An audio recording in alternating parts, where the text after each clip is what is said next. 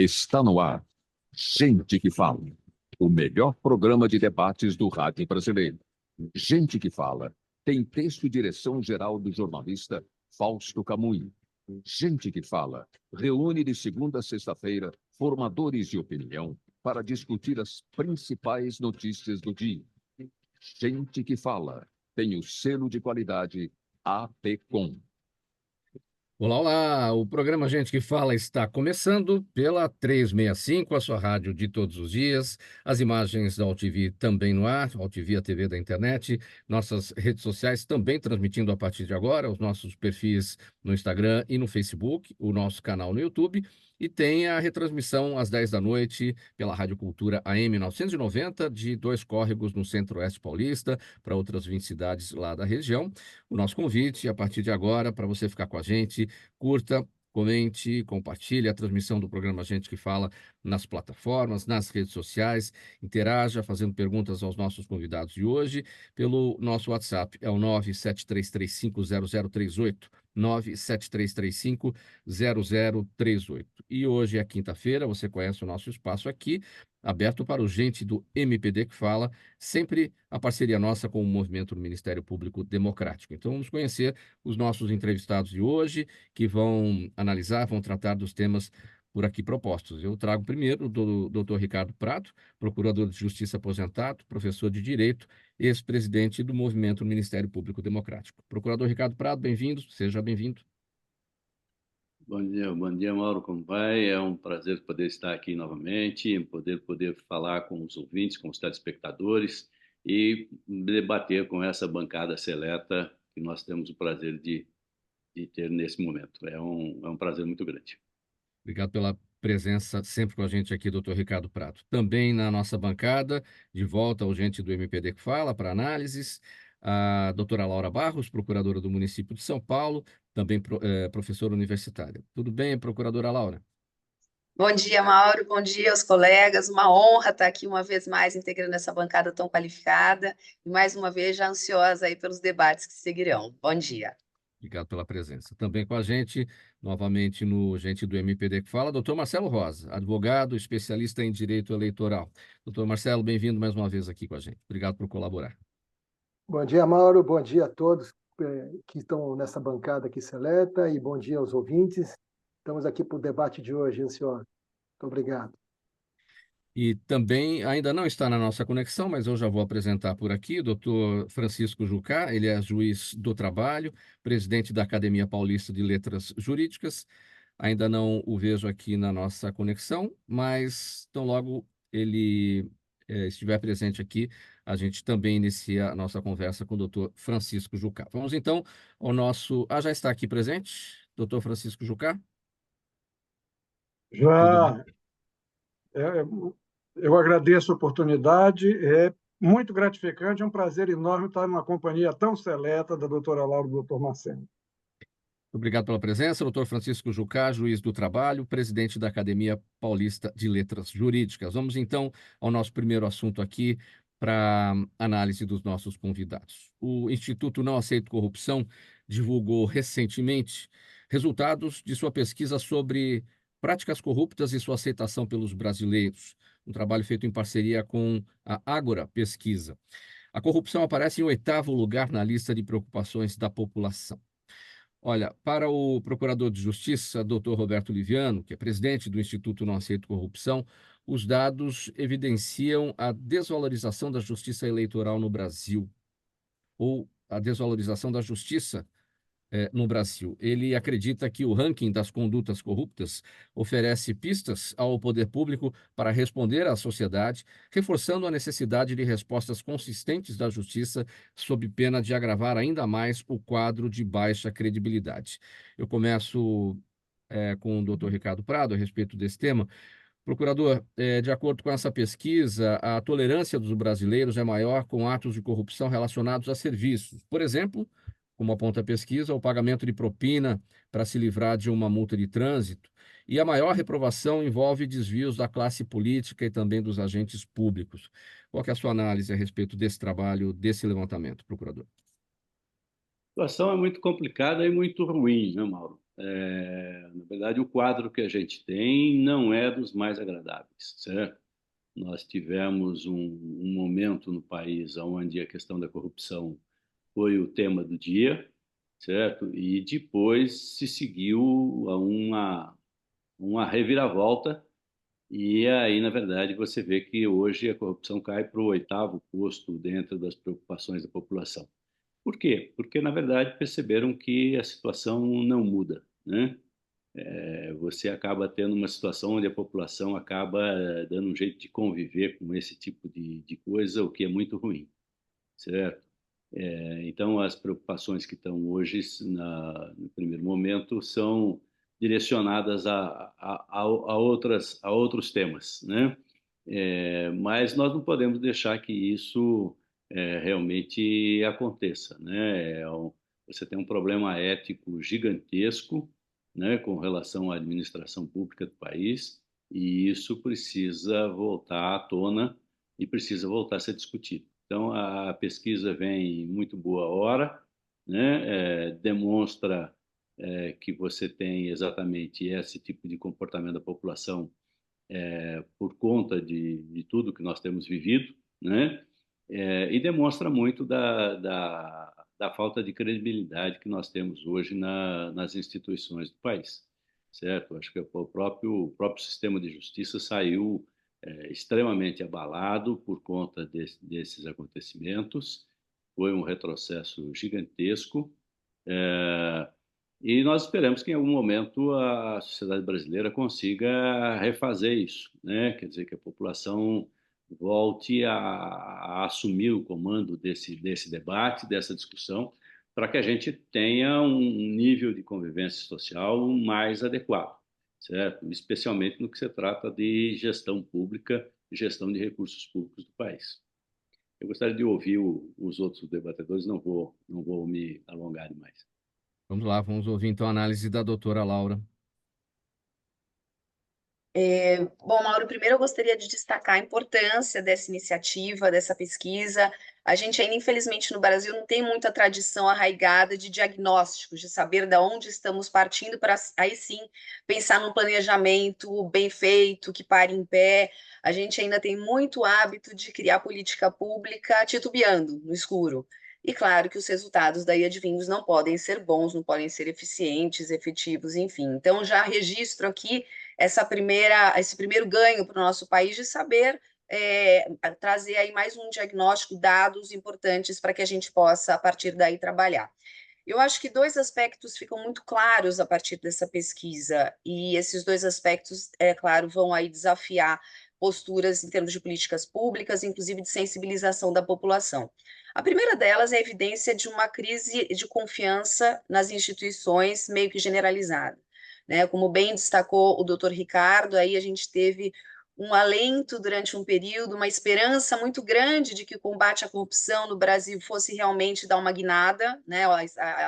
Ao exemplo do que a gente vivenciou, observou também na Itália, e na sequência a gente veio aí a volta desse pêndulo trazendo justamente o efeito rebote, o efeito contrário, ou seja, a total descrença da população em que alguma providência efetiva poderia ser adotada no sentido de punir aquelas pessoas poderosas que estão ali em lugares de poder por atos de corrupção. Então, essa crise institucional, essa crise de confiança é algo muito séria, que leva, como demonstrou a pesquisa mais uma vez, a como se fosse uma licença para o cidadão que está numa espécie de salve-se quem puder, fazer algumas transigências em termos de pagar algumas propinas, como você trouxe o exemplo da multa de trânsito, para ter acesso a uma vaga numa creche, a uma vaga no hospital. Então, claro que isso tudo é uma subversão, mas cria-se uma ideia no imaginário social de que, já que todos os poderosos roubam, já que todos os políticos estão tirando vantagens do país, por que não eu? Porque eu tenho que me submeter a todas as regras quando todos os demais não fazem isso. Então, acho que esse é um primeiro aspecto. E o segundo aspecto, que eu acho que a gente tem que ver com um pouquinho mais de cuidado, é que, claro, a pesquisa coloca ali as grandes preocupações do brasileiro. A corrupção em 8º lugar, como se fosse algo que estivesse meio distante da gente. E, na verdade, o que tem que se colocar em consideração é que a corrupção ela é uma questão estrutural. Então, as grandes preocupações apontadas de saúde, de educação, de segurança, elas acabam sendo, de alguma forma, abaladas pela questão da corrupção. Então, não adianta achar que o brasileiro não está nem aí com a corrupção.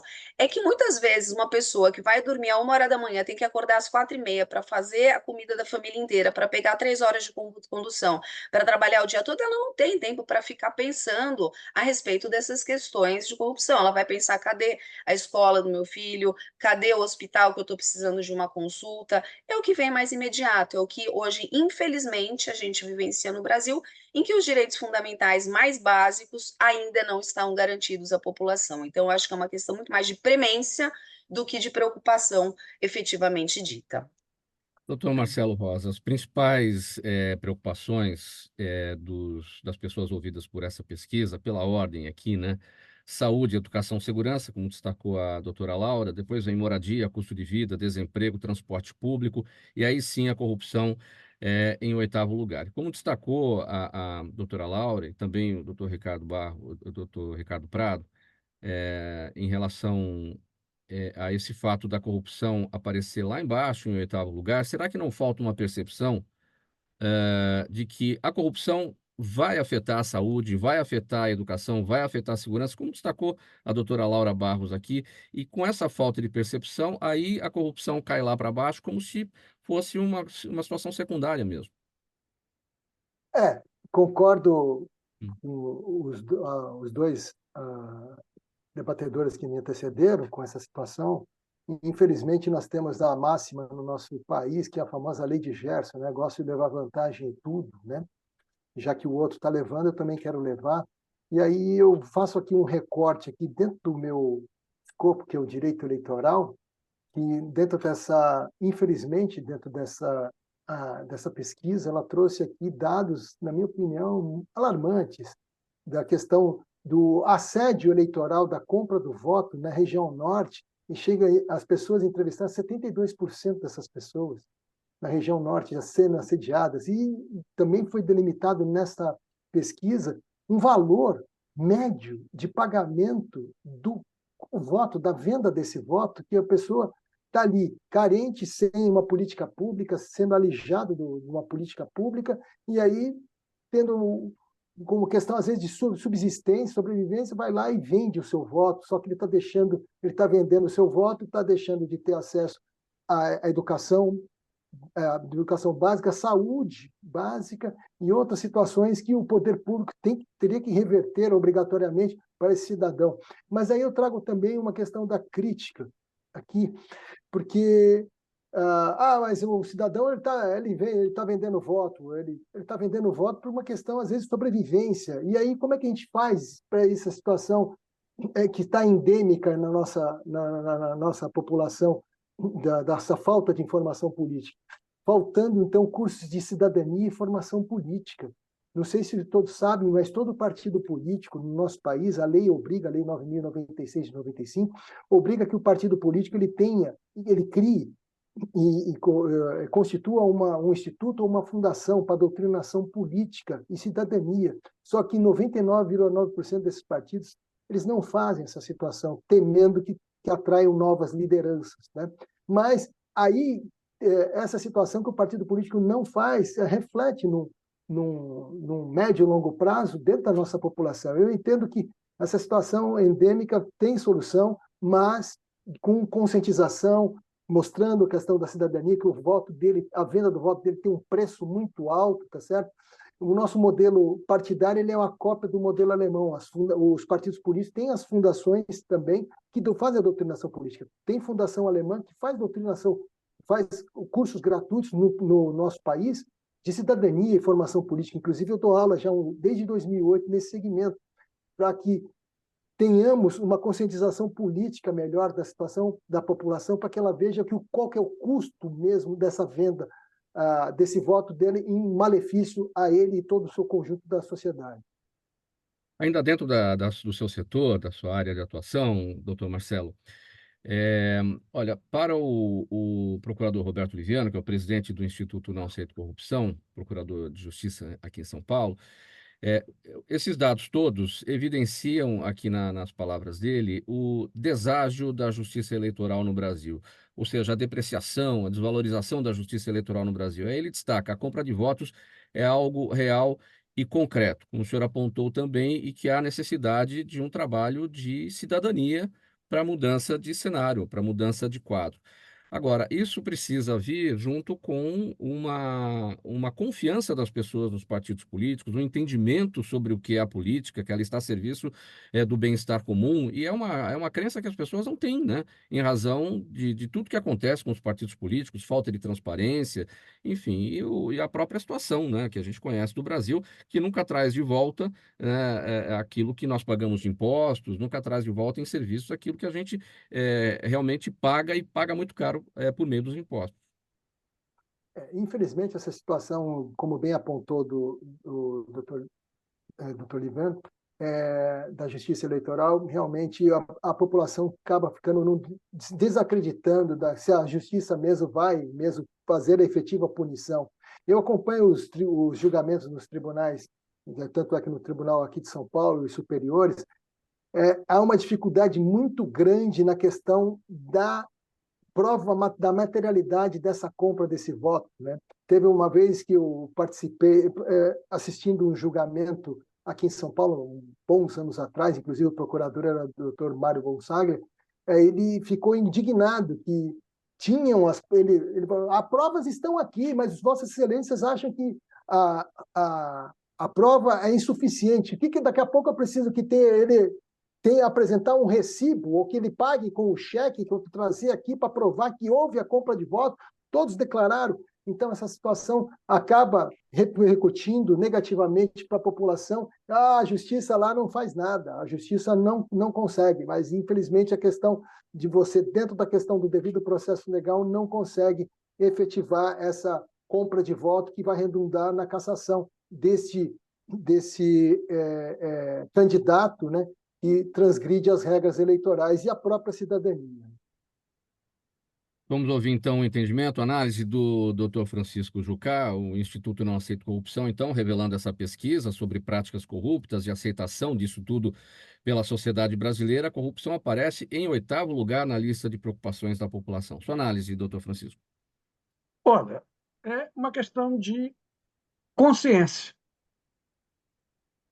Como a doutora Laura, o doutor Marcelo, o doutor Ricardo chamaram a atenção, de consciência social. Aos poucos, os valores e as referências éticas se foram estiolando na nossa sociedade. Nós estamos vivendo uma verdadeira inversão de valores. Daqui a pouco a gente vai achar que o crime é lícito e a conduta lícita é que está errada. É preciso ir à raiz desse problema. Tem 2 fatores básicos, fundamentais. O primeiro, eu não posso negar que um campo que fertiliza para a corrupção é a miséria, é a carência, é a dependência. Pelo instinto de sobrevivência, o ser humano é capaz de qualquer coisa. Ponto. Esse é um aspecto que não se pode negar. Portanto, combater a miséria e tentar diminuí-la é uma questão prévia.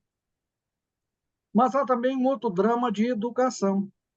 A nossa educação tem virado tecnicista. Nós não formamos, nós adestramos. Eu te ensino muito mais a fazer alguma coisa do que propriamente a crescer como ser humano. E com isso você vai ignorando os valores básicos da sociedade, você vai ignorando a tua formação histórica, você vai ignorando a tua vida, o mundo que te cerca.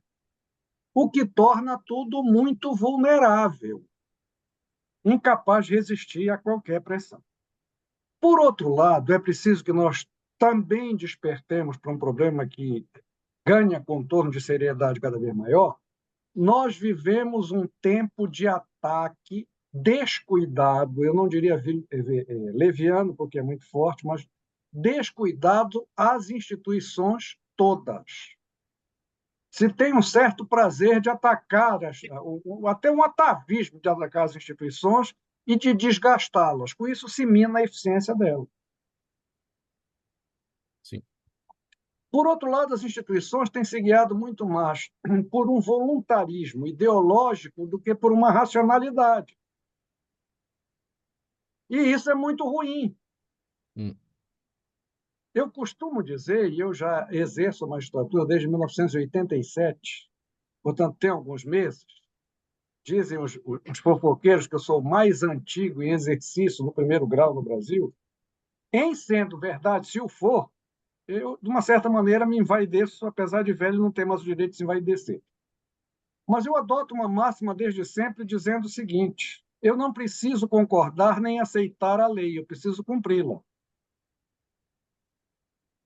Eu não estou dizendo que eu concordo com todas as normas, que elas são maravilhosas. Não, tem algumas com defeitos gravíssimos. Mas a função da instituição é fazê-las efetivas, é dar efetividade concreta a elas. A crítica tem que ser feita num outro âmbito, num debate, numa conversa como essa, num artigo científico, num colóquio, num evento, numa discussão pública. Aí eu estou de pleno acordo. Nós temos ignorado esta fronteira muito séria. Então, eu decido e julgo e direciono as coisas muito mais com o meu achismo voluntarista. Olha, está tudo errado, o certo é o que eu vou dizer agora, anotem. Gente, isso não pode acabar bem. Não precisa ser Einstein para entender que isso não vai acabar bem. Porque o meu voluntarismo vai se chocar com outro voluntarismo, teremos um conflito. A corrupção se institucionalizou pela falta de consciência social. Eu voto e o meu critério de escolha é o interesse subjetivo imediato. O resto não me interessa. Agora, se diminuía muito, e se fala muito em reforma administrativa, e ela precisa ser feita, claro que precedida de uma discussão ampla, profunda, que seja adequada a fornecer parâmetros, mas eu acho que a única alternativa que nós temos é a profissionalização da burocracia do Estado e a despolitização da gestão. A classe política tem a competência constitucional, a atribuição e pela própria natureza de tomar a decisão política, mas a execução dela e a concretização dela não pode ser ideológica, não pode ser política, não pode ser partidária. Se nós não profissionalizarmos, eu uso aqui no termo, na acepção weberiana, critérios de profissionalização da burocracia estatal brasileira, quer dizer, acabar com essa multidão de cargos em comissões que são trocados a cada dia e criar uma burocracia profissional destinada a uma finalidade de Estado, isso não vai resolver o problema, vai diminuir muito o campo de atuação da corrupção. Porque eu não tenho como chegar nem como quebrar essa barreira e vai ficar mais difícil. Sim. Não se zera o jogo, mas vai dar uma diminuída considerável. Muito é bem. Mais ou menos sobre isso que eu convido a que nós reflitamos. Vamos seguir aqui, programa Gente que Fala, edição de quinta-feira, é o Gente do MPD que Fala, parceria nossa com o Movimento do Ministério Público Democrático, pela 365, sua rádio de todos os dias, AltV, TV da internet, redes sociais, nosso canal no YouTube, e à noite a retransmissão pela Rádio Cultura AM 990 de Dois Córregos, no Centro-Oeste paulista. Próximo assunto é o seguinte, vamos falar de uma pesquisa recente do Datafolha, que indica que 2/3 da população brasileira, 2/3 são contrários ao projeto de lei conhecido como Projeto de Lei Anti-Aborto, que criminaliza mulheres vítimas de estupro que abortarem após 22 semanas de gestação. O presidente da Câmara dos Deputados, Arthur Lira, em resposta à pressão pública feita por vários segmentos da sociedade, já havia recuado na tramitação do projeto, decidindo criar um grupo de trabalho para discutir a proposta no próximo semestre. Doutora Laura Barros, a gente tratou desse tema aqui no Gente do MPD que Fala na semana passada, a gente repercutiu também na ocasião uma enquete que estava sendo feita, estava no ar ali no site, né, da Câmara dos Deputados, e essa enquete mostrava que o projeto era rejeitado por 88% dos participantes lá daquele levantamento. Claro, era uma enquete, agora a gente está falando de uma pesquisa com o método, né, do Instituto Datafolha, e essa questão aqui que foi levada agora, né, para um grupo de trabalho que vai discutir o assunto no próximo semestre. Sua análise, doutora. Bom, Mauro, primeiro eu acho que tem que se registrar aqui a pena que me dá, o tanto de energia que está se gastando a respeito desse assunto, que, claro, é um assunto absolutamente relevante, mas está longe de ser uma prioridade da nossa população.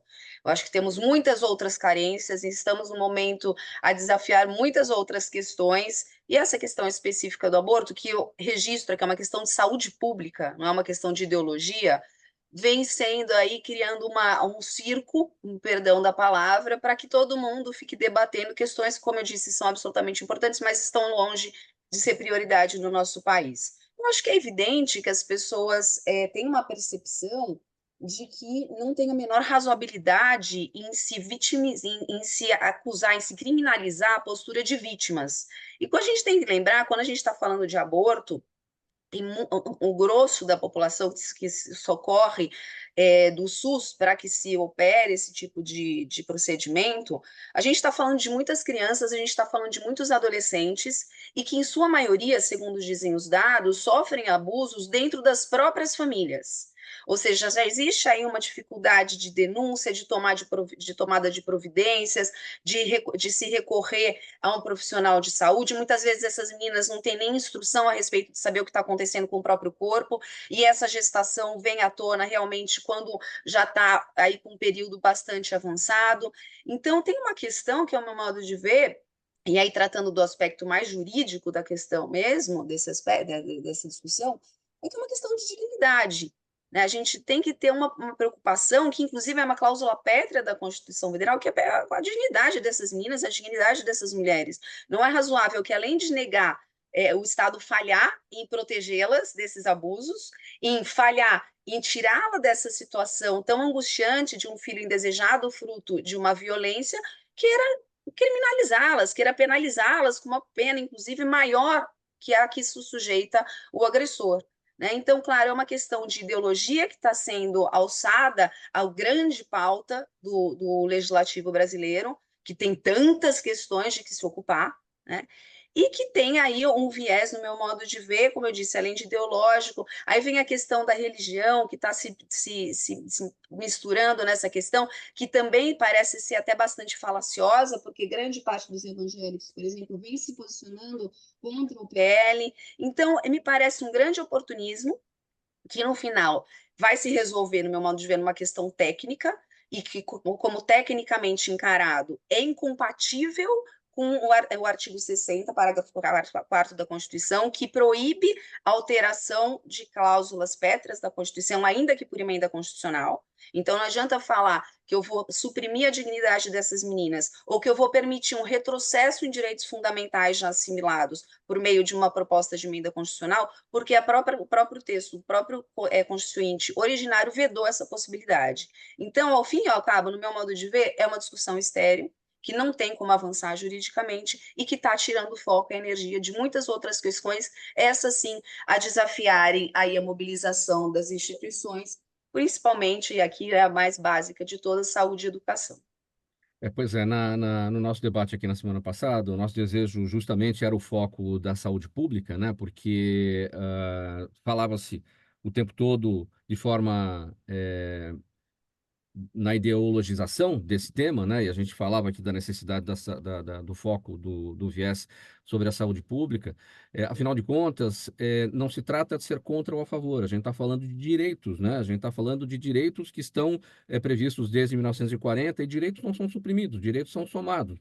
As mulheres grávidas de estupradores de violência sexual têm o direito ao aborto. É desse ponto que se trata. E o projeto de lei anti-aborto quer modificar esta questão.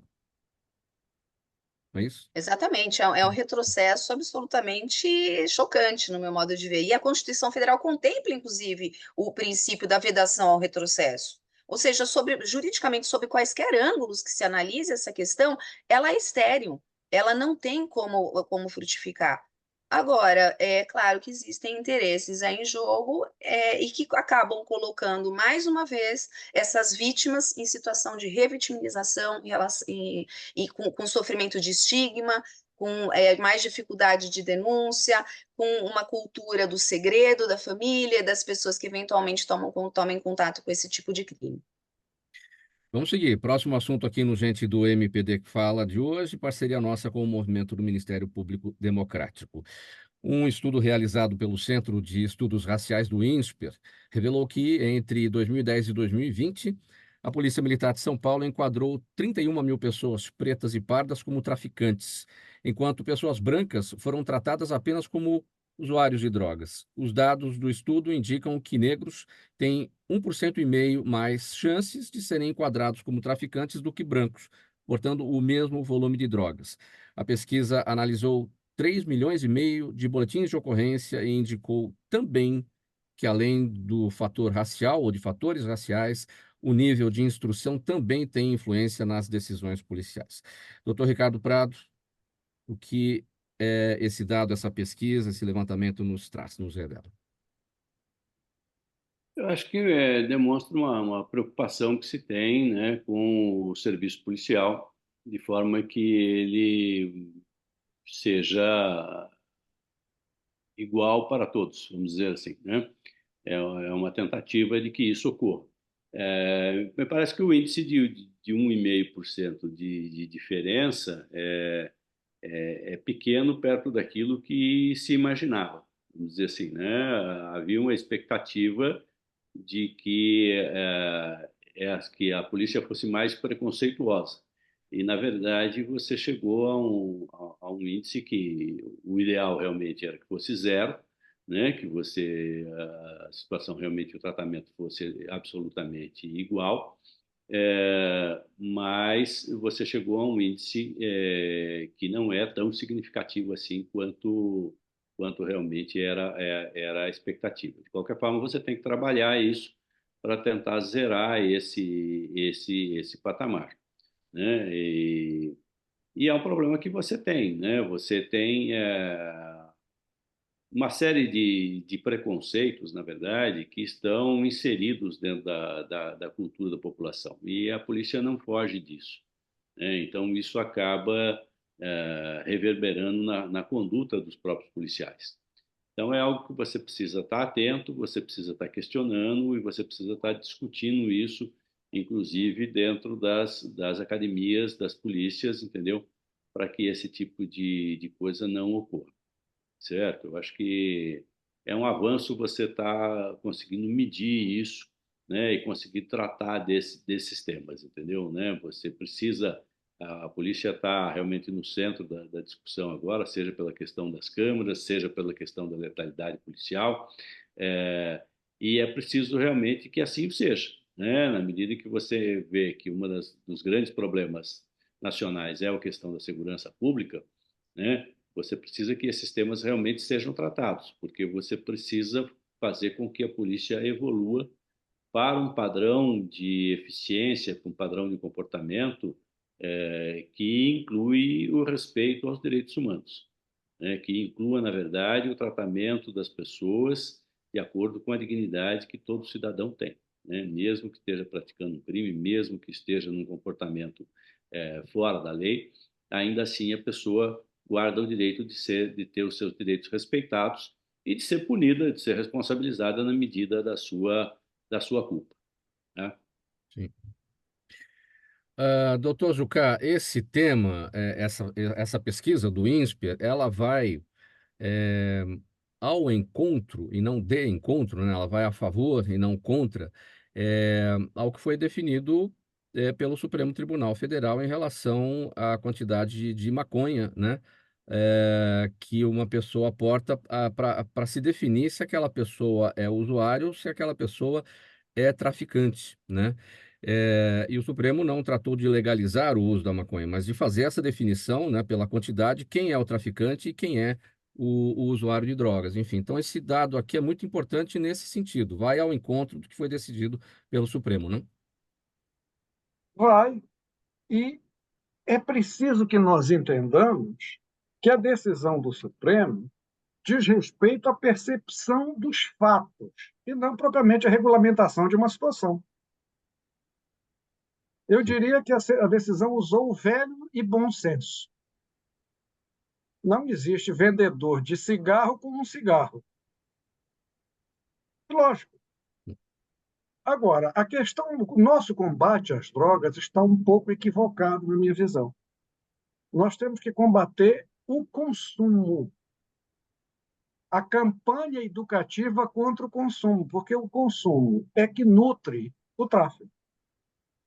E a questão racial brasileira não pode ser negada. Ela tem diminuído, ela tem sido enfrentada, mas ainda falta muito. Porque exatamente aquele ideologismo vejo inadequado do estereótipo já qualifica, num olhar, o indivíduo como isso ou como aquilo. Eu primeiro presumo o que ele é e depois eu vou descobrir o que ele vem a ser de fato. Isso tem consequências trágicas. É claro, o número que a pesquisa mostra, de uma certa maneira, sugere um certo conforto, porque a situação não está tão complicada como parece. Mas é preciso considerar que mesmo este 1% pode significar um drama pessoal na situação do envolvido. Eu posso acabar com uma vida definitivamente numa interpretação equivocada ou tendenciosa.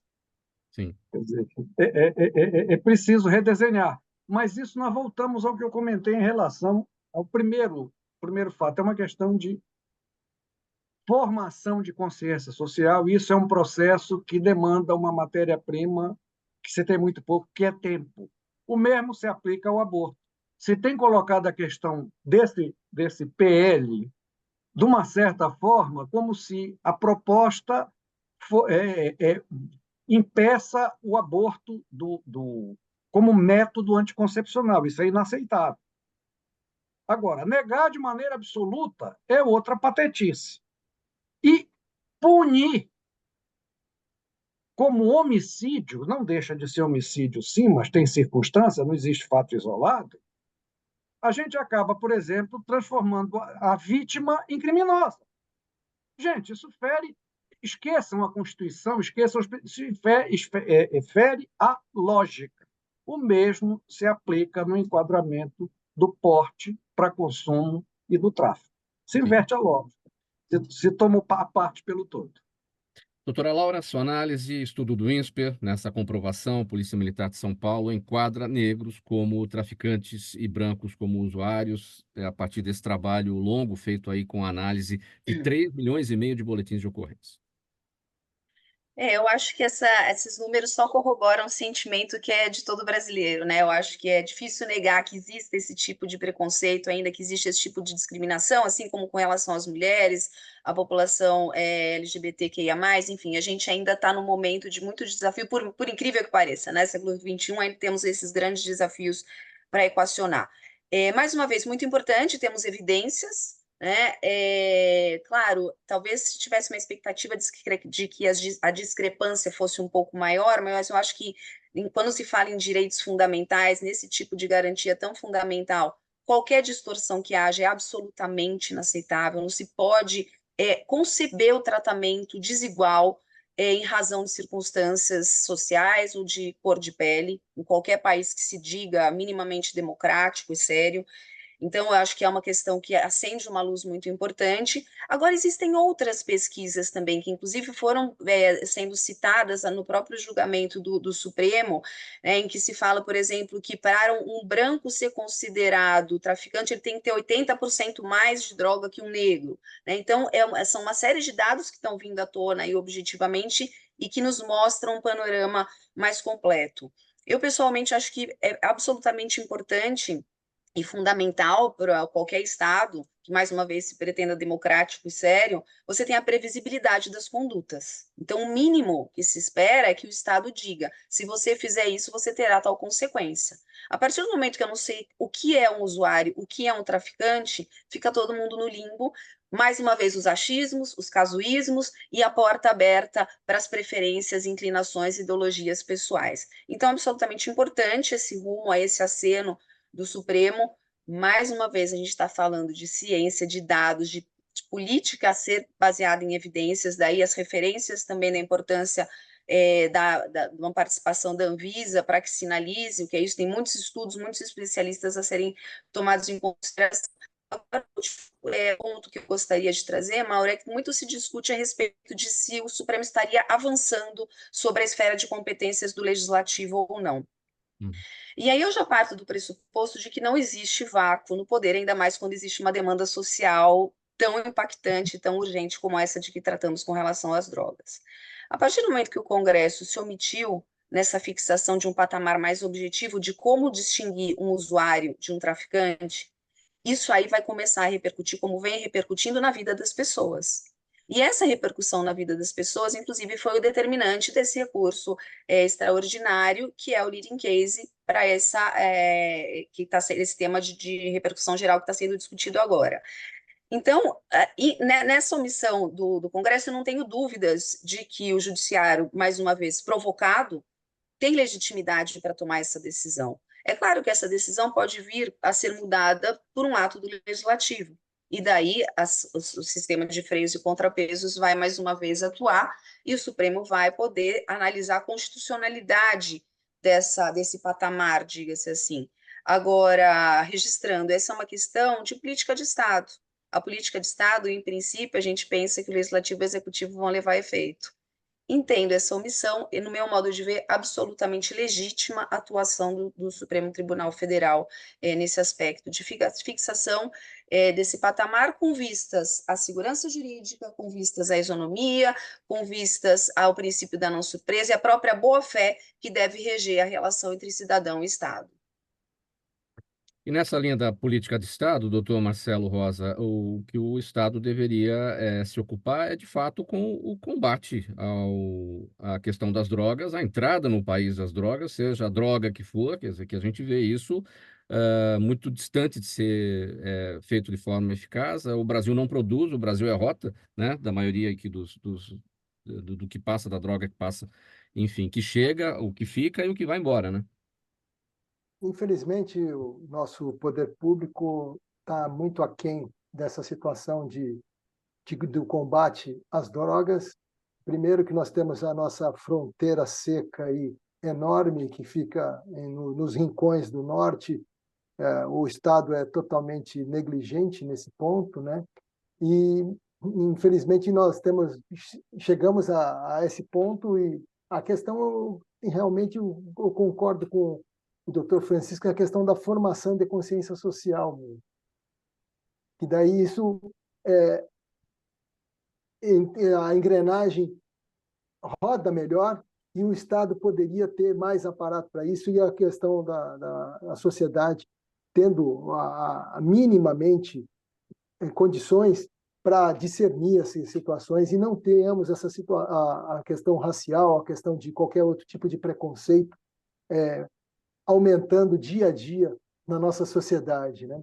Infelizmente, e voltando à questão deste estudo, por menor que seja o percentual, eu entendo que no século XXI é inaceitável ainda convivemos com essa situação de disparidades raciais, tá certo? E nós temos visto aí nos últimos meses, últimos dias, essa semana mesmo, que o povo não está nem aí, está trazendo aquilo que está de dentro, sai falando da questão racial como se fosse falando de algo totalmente comum, tá certo? A questão da formação da consciência social, infelizmente, está degradante no nosso país.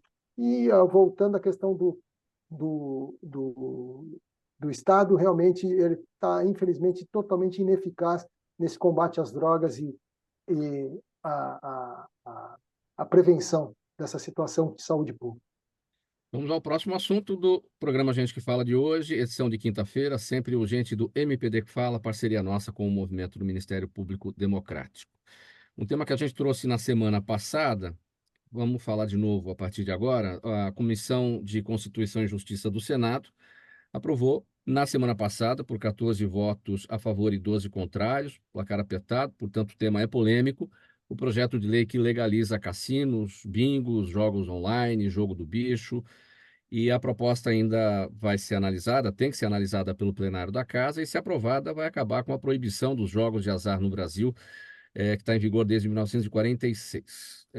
Por outro lado, o governo federal está de olho na arrecadação que a exploração legalizada dos jogos de azar no Brasil poderá promover.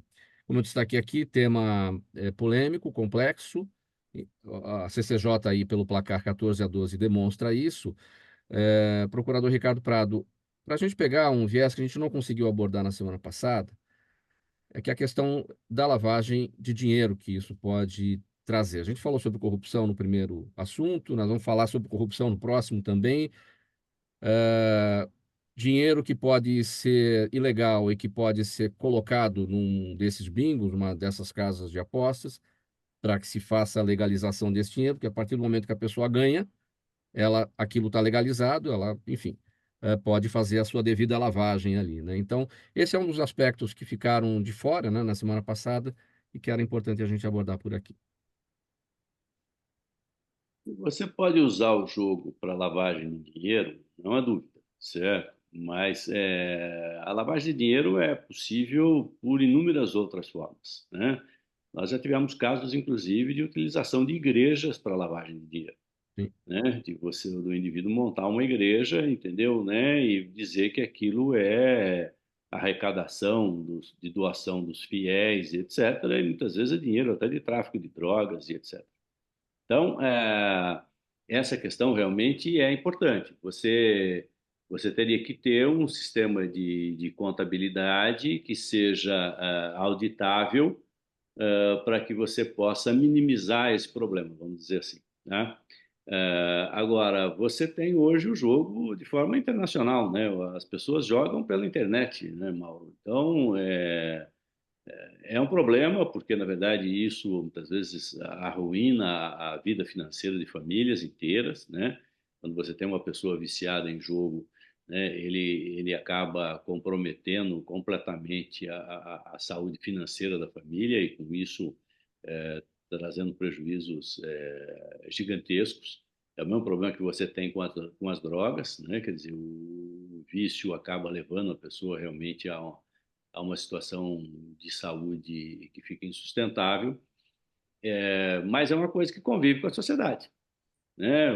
Não dá para você negar que você tem o sistema funcionando, certo? Que as pessoas continuam jogando, o jogo do bicho continua aí vivo desde quando foi proibido e ele continua, certo? Você tem o governo explorando o jogo através de loterias, certo? E você tem hoje muito dinheiro indo para fora do país por conta de jogos, por conta da internet.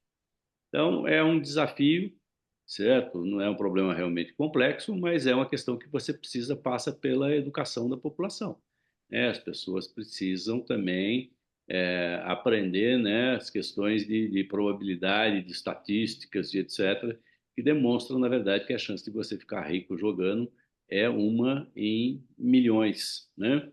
Então, precisa muito debate sobre isso. Eu acho que não deixa de ser um tema que precisa ser discutido. O debate é longo, né, doutora Laura? Como eu destaquei aqui, o governo federal, claro, de olho na arrecadação que a exploração legalizada do jogo de azar no Brasil poderia trazer, poderia promover, mas será que esse valor, esse dinheiro que eventualmente possa ser importante, vai compensar futuros problemas de saúde pública que possa trazer o jogo de azar, o vício, enfim, o tratamento da dependência? Então, Mauro, sinceramente, primeiro, vamos estabelecer aqui uma premissa fundamental. Eu sinto falta de maiores pesquisas a respeito dessa temática. Então, o que a gente está fazendo aqui são elucubrações, né? Claro. Uhum. Realmente, eu acho que é importante que a gente buscasse outras fontes para ver como é que são tantos os exemplos no mundo em que isso é admitido, como se comporta essa população. Então, essa é a primeira premissa fundamental. Outro fato que eu acho que a gente não pode desconsiderar é que o jogo existe hoje no Brasil. Ele só não é legal. Mas todo mundo sabe onde estão os cassinos aqui em São Paulo, todo mundo sabe onde tem bingo, o jogo do bicho, como bem destacou o doutor Ricardo, as pessoas não estão impossibilitadas de jogar.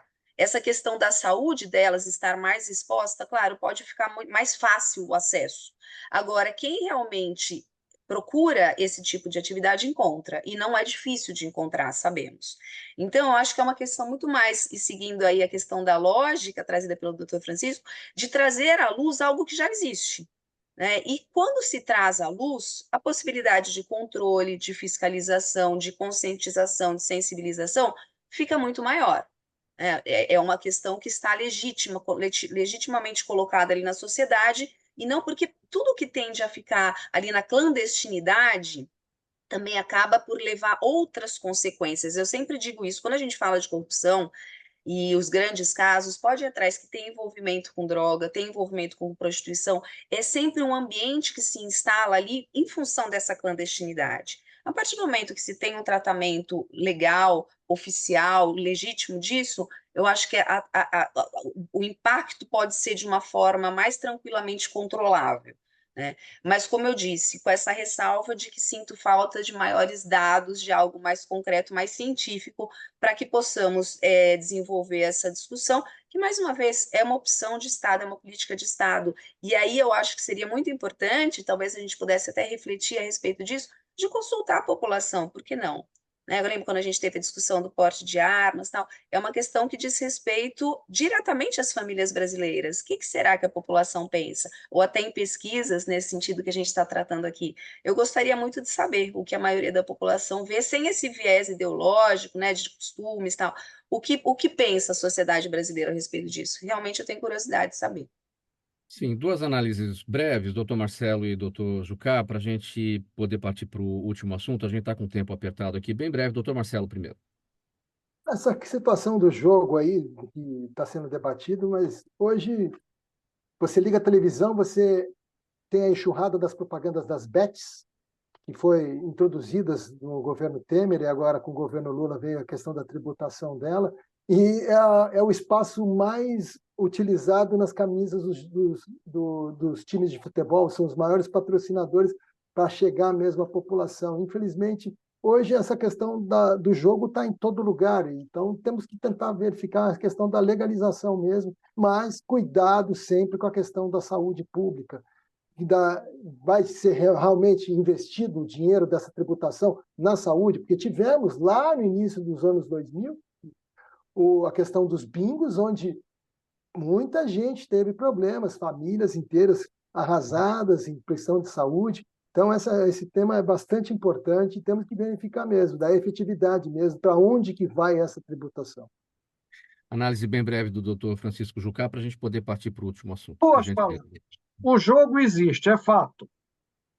Conviver com ele pressupõe e demanda a regulamentação, com os cuidados necessários. E depois é preciso romper com um paradigma que está nos deformando a todos. O Estado tutela a vida individual de cada um, como se o indivíduo fosse incapaz de tomar a decisão.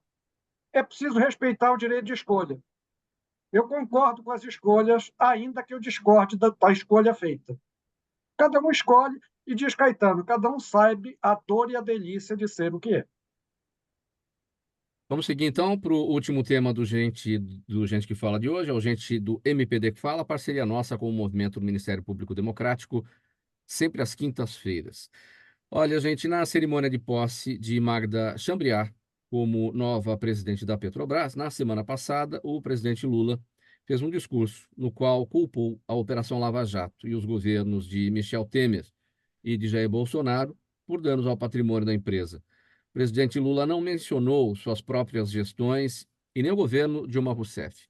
Lula defendeu a resistência da empresa frente ao que ele classificou, no seu próprio discurso, de ataques de elites políticas e econômicas, sem identificar responsáveis específicos pela dilapidação da companhia, que somou prejuízo por corrupção de mais de 40 bilhões de reais, segundo a Polícia Federal. A análise do procurador Ricardo Prado. O discurso do presidente não muda a realidade, né? Que a Petrobras foi sangrada pela corrupção, isso a população inteira do Brasil sabe, e não foi só a Petrobras, né? Então isso não muda, não vai mudar, e não vai ser o discurso dele que vai mudar essa realidade, certo? Com todo o respeito que o presidente merece, ele tem um trabalho importante na área social, a Petrobras durante a gestão dele ainda foi razoavelmente bem, a coisa degringolou no governo da Dilma Rousseff, mas isso não muda a realidade, né? Isso não dá para esconder. Doutora Laura, não seria o caso do presidente Lula ter feito ou fazer meia-culpa? Olha, é difícil, essa é uma pergunta muito difícil, né, Mauro? Porque implicaria aí uma análise, inclusive, da personalidade do presidente, né? E da personalidade do partido dele também, que eu não estou apta a fazer. Eu acho que, claro, objetivamente, com uma questão de honestidade com o país, seria importante que ele fizesse esse registro, porque não se pode negar os fatos, né? Os fatos estão aí, estão colocados por mais que, inclusive, infelizmente, o judiciário esteja se, né, colocando meio que à disposição nessa tarefa insólita de apagar a ocorrência desses fatos, eles aconteceram. Né? Não se pode negar uma questão dessa. Agora, eu acho que talvez o maior aspecto mais relevante dessa questão é de que quaisquer posicionamentos públicos do presidente da República têm consequências muito sérias para o país, inclusive em termos econômicos, que tem sido a grande pauta, a grande preocupação do governo, né? Então, uma sinalização para o mercado, no sentido de que nada houve, está tudo maravilhoso, nós somos ótimos, portanto, não temos nem o que melhorar, é muito ruim. E mais que isso, esse nível de tratamento, essa relação que se estabelece com uma empresa estatal tão importante, de tanta relevância, inclusive em termos globais, como é a Petrobras, traduz uma falta de compreensão do próprio Instituto das Empresas Públicas. Esse nível de ingerência, essa pretensão de trazer essas empresas como que para debaixo do braço do governo, não são compatíveis com uma visão minimamente moderna, equilibrada do mercado. Né? É importante que se tenha essa clareza. E enquanto não se tiver essa clareza, eu acho que a gente vai acabar assistindo mais a uma série aí de trapalhadas, para usar um termo mais chulo, que acabam imediatamente repercutindo no dólar, na bolsa, nos investimentos externos do país, numa eventual pretensão ao CDE. Então, a gente tem que olhar essa questão com um pouquinho mais de cuidado, com um pouquinho mais de responsabilidade, no meu modo de ver. Doutor Marcelo Rosa, bem brevemente, porque os governos, todos eles, né, gostam de, em determinados momentos, fazer aí um revisionismo, né, de certas coisas. Aqui, no caso, o presidente Lula em relação à corrupção na Petrobras, querendo o revisionismo é a negação, né? E também no governo Bolsonaro, também as suas formas de revisionar as coisas e ser negacionista.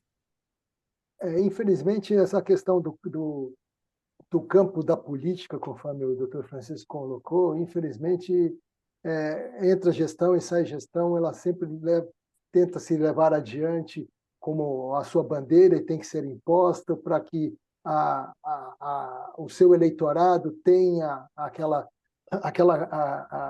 seja afagado de uma certa maneira, mas isso bastante prejudicial realmente, principalmente numa empresa como do porte da Petrobras e outras mesmo estatais, que tivemos a questão do Nordeste, lá do Vale do São Francisco, também, que, utilizado para questões políticas, enquanto que a questão política quiser mandar na gerência da administração da questão, principalmente nas economias, nas empresas que não são 100% públicas, nós vamos ter essa situação aumentando ainda mais. O próximo governo vai querer botar sua marca realmente, vai querer implementar a questão dos cargos públicos e tentar tocar a situação desmistificando o que foi o outro e não levar a questão da realidade. É uma questão da cegueira deliberada. Né? Olha, gente, os últimos minutos aqui para a gente entrar nas questões, nas perguntas da nossa audiência. Eu vou pedir muita brevidade para a gente conseguir atender a todos que estão nos acompanhando. O doutor Marcelo toca a palavra, então eu começo com o senhor, doutor Marcelo. O Lucas está no Facebook, né, e pergunta: no Brasil, há casos de eleitos que exercem mandato presos? Sim. Pois não. Eu trago aqui a questão, primeiro, por exemplo, nós temos hoje o voto do preso provisório, que ele ainda não tem uma condenação transitada em julgado, uma condenação criminal, ele está respondendo dentro do devido processo legal. Por exemplo, se eu sou candidato hoje, estou dentro do processo eleitoral e acabo sendo preso em flagrante, antes da questão do prazo que não poderia ser preso, e aí vou para a cadeia, sou eleito, passo uma procuração para o advogado vai lá e recebe diploma, sou diplomado, e a questão da posse, então não há esse impedimento, porque ele está com seus direitos políticos ainda ativos, não está suspenso esse direito político. E quando do pedido de registro de candidatura dele foi verificado as condições de elegibilidade, se ele está inserido nas questões de inelegibilidade, não foi detectada a situação e posteriormente veio até essa situação de prisão. Doutor Jucá, muito rapidamente, poucos segundos. O Francisco, não, o Tiago pergunta para o senhor a sua opinião sobre países que não têm justiça do trabalho e resolvem suas pendências trabalhistas na justiça comum. Bem breve, doutor Jucá. Olha, é uma questão de aplicar a lei. Quem aplica não faz muita diferença. Certo, É uma questão de opção política. perfeito. Pergunta aqui para a doutora Laura, é do Rogério, ele está no Facebook. Há muitos estudantes que têm interesse pelo direito público, doutora Laura? Olha, eu gostaria que houvesse mais, viu?